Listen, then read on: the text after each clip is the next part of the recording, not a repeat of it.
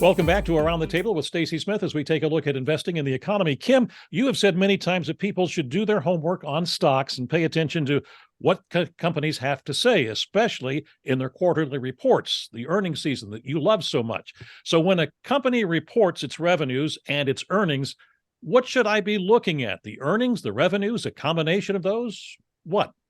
Sure. Well, it's relative and it depends. There you go. You guys can discuss. No, I'm teasing.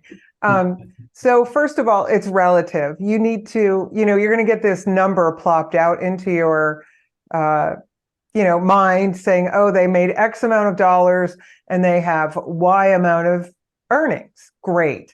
And earnings, as you know, are the revenues less all of the expenses in the quarter. So, and divided by the number of shares generally. Okay. So we have that. So what does this mean? Well, generally what you want to do is look year over year. How did it do? How did this company do relative to the last year? And why do we start year over year? Well, it's because this might sound crazy to people.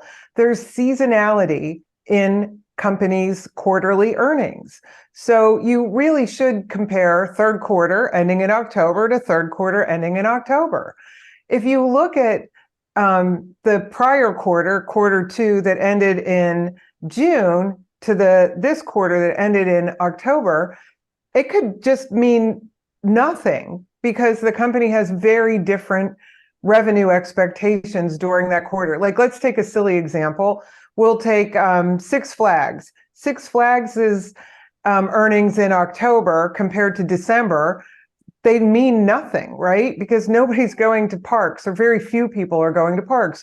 All of that company's business is pretty much in the second and third quarters, not the first and the fourth. So looking year over year, you're going to get an accurate forecast or an accurate picture of, are things getting better or are they getting worse? And the same thing for earnings. So that's important. And if you want to get really fancy, you look proportionally, how did it do against competitors? How are the competitors earning? How is that going? And for example, this week, I'm going to look at how Walmart does versus how Target does. And what I'm going to look at is not the numbers themselves, but percentages. How much increase or decrease in sales has Walmart had compared to the increase or decrease in sales that Target had. And that's going to give me a snapshot of how well the consumer is doing and where they're spending their money, frankly. And I'll look at a whole bunch of other retail names and say, are people spending at dollar stores, or are they spending at a company like Nordstrom? Where's the money going and why is it going there? So that's what I'm going to be doing. And from all that, I'll go ahead, Frank. Sorry, buddy. That's okay. Kim's going to have a lot of fun doing that, and she'll report to us what she learned. And that being said, Kim's absolutely right. It's all about earnings when you come down to it. The long-term swings of the market have more to do with earnings than all the other stuff we've been talking about today.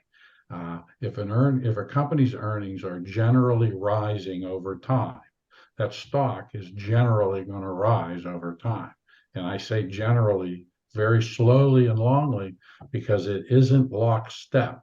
It may take weeks before it recognizes that their earnings are doing well or that they're even there. In some small companies' case, and they may react. When these reports come out, their reporter, the CEO usually, is going to tell you what he thinks of next year. Guess what? He doesn't. In the case of Walmart and Target, he doesn't have a clue what next year is going to be. Okay. Unless Carrie or Michael has something that they want to argue with on this point, we're out of time. We're good? All right, great. Well, there is a lot more to discuss on how to manage your portfolio, and we will do that in the upcoming sessions. I want to thank again Kim and Carrie and Michael and Frank for being with us, and we hope that you join us again for the next edition of Around the Table with Stacy Smith.